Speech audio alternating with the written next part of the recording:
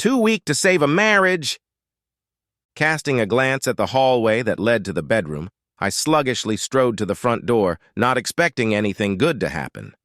I wasn't expecting anything bad either. Nothing noteworthy had been happening lately. I walked to the door and opened it. I was dumbfounded. That's where she stood. Well, vaguely the one I remembered so well.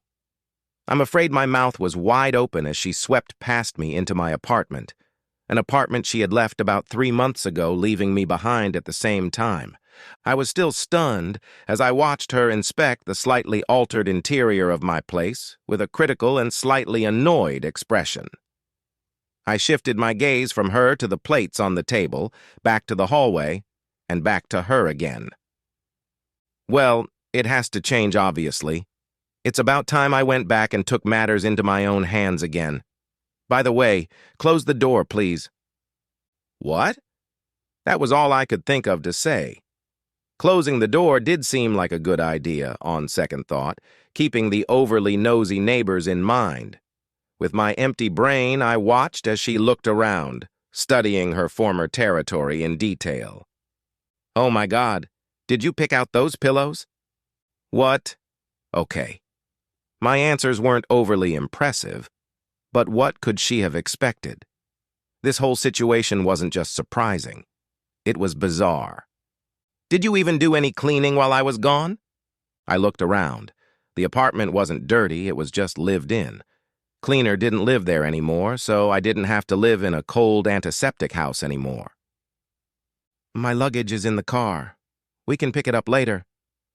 My brain was barely working, but it was noticeable that she was acting in her usual self-assured manner, which was inappropriate given the situation. Your hair? I began. Well, I finally said something. Yeah, I know. They'll grow back in no time. Her hair has always fascinated me to no end. I was a little shocked to see her with a stylish but very short haircut. Obviously, she was no longer my woman, but it still hurt to see her without one of her most attractive features. It was just plain wrong. A blatant disgrace. That's what it was. It would take at least 5 years to get over it.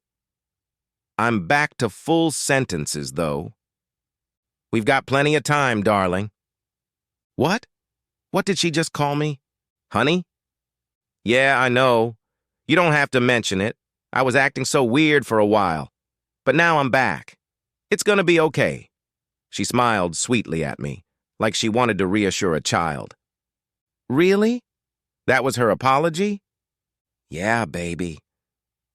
To my horror, she moved closer to me and looked like she wanted to kiss me.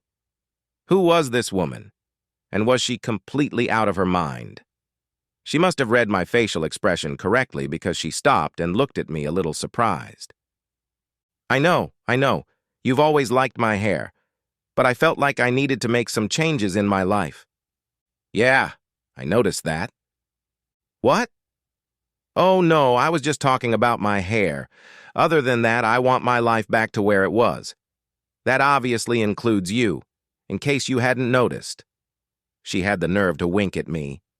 So Tom had no say in your new hairstyle? She wrinkled her nose slightly. Tom is forever in the past. Wow, the new love of her life didn't last long. So what? So Tom had no say in your new hairstyle? Why do you keep talking about him? He was fired and blacklisted when Parker's contract went away. He's ruined. He's in the past. He was a mistake, and I dumped him. I nodded. I'd heard about some of his professional failures. Yeah, just like you dumped me. I know, but now I'm back for good. It's going to be oh so good. I just know it, baby. My gaze shifted back to her.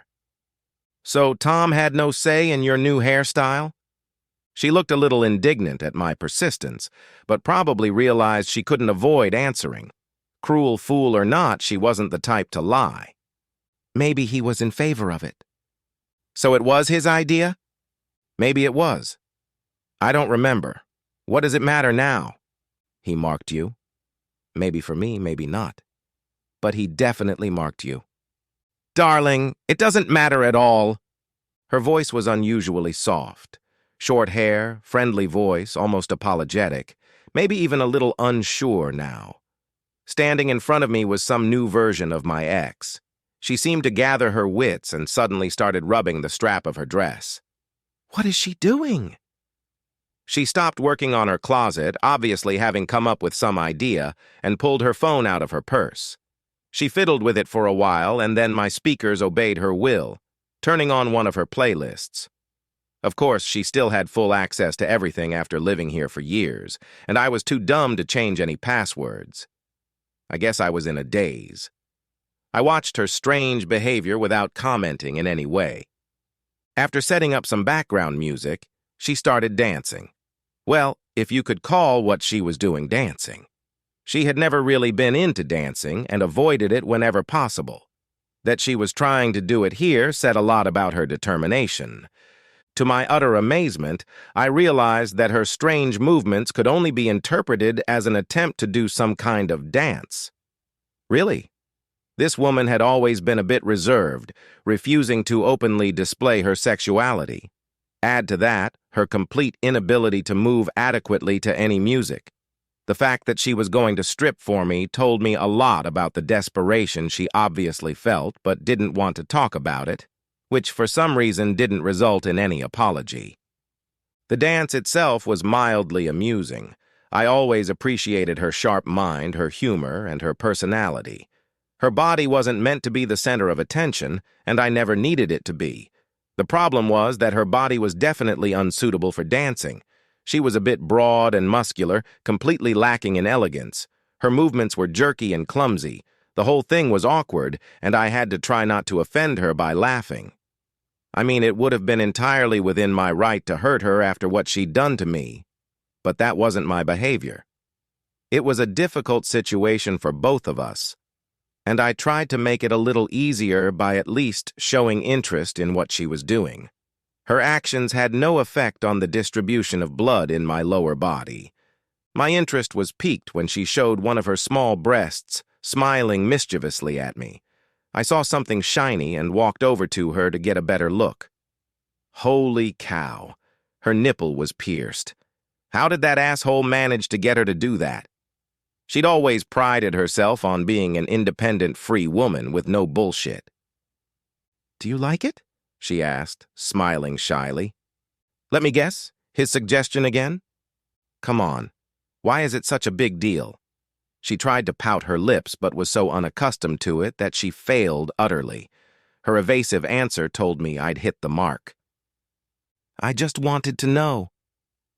She tried unsuccessfully to smile seductively and continued with her strangely unnatural and almost pathetic way of getting rid of her clothes. As her unaccustomedly sexy panties came into view, something odd caught my attention. It was like some kind of stain on her skin.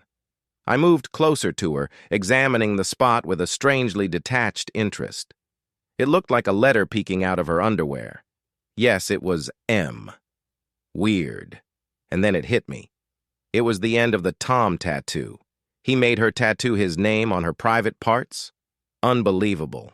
This guy was way out of my league to get what he wanted from her. "Let me guess, he's the one who dumped you, right?" Okay, I know. I had completely ruined the last remnants of any mood that might have been present. I wasn't in that mood anyway, and somehow I doubted she was either. Her reaction was a complete surprise. "What?" It was nice not to be the only one who was confused. "Think about it. He seduced you and took you away from me. He convinced you to abandon me in cold blood and insult me in his presence. He made you cut your hair short because he knew I liked long hair. He marked you with piercings. He marks you with a tattoo of his name. Then he dumps you and sends you back to me. Maybe it was never about you. I think he just wanted to beat me. If I take you back, I'll be reminded of what he did for a very long time, possibly forever. Tom and I have hated each other since elementary school. The best outcome for him would be for me to take you back and constantly realize that he was able to take and permanently mark my woman." "Honey." To my surprise, she was close to tears. Surprisingly, I had rarely seen her so emotional. I don't think I had ever seen her cry before. Tenderness such as honey was also unheard of until today. Why didn't you even bother to remove that tattoo before coming back? Now she actually looked a little remorseful, which was also quite unusual. I thought about it. The problem was the color. He chose it, and it's proving to be quite difficult to remove, and I'm afraid it's going to scar. It's a really sensitive area. It would seriously interfere with any pleasure if there were scars there. She was worried about her own lovemaking experience. Wasn't she thinking about how the sight of that tattoo would affect my attraction to her? Are you pregnant? Shocked. She was completely shocked. Then the tears started. How did you know? I didn't know that. I just thought about what else he could do to us. The ultimate defeat would be forcing me to raise his child. So, let me guess. After you confirmed he knocked you up, he left you right away? She just nodded, continuing to sob. God, I wish I hadn't turned down that damn promotion and let him have it. He wouldn't have had to use you for revenge. You might not have cheated on me. You might not have left me for him. On the other hand, if he was able to steal you away from me so easily, there wasn't that much love between us anyway, was there? That was the harsh truth. We never had that passionate, burning love that you read about, but we loved each other very much, and we loved living together. We were like super best friends with benefits. Tom was an exceptionally handsome man, but I believed that if we really loved each other, he could never seduce her. Yeah, I don't know. She managed to squeeze out between sobs.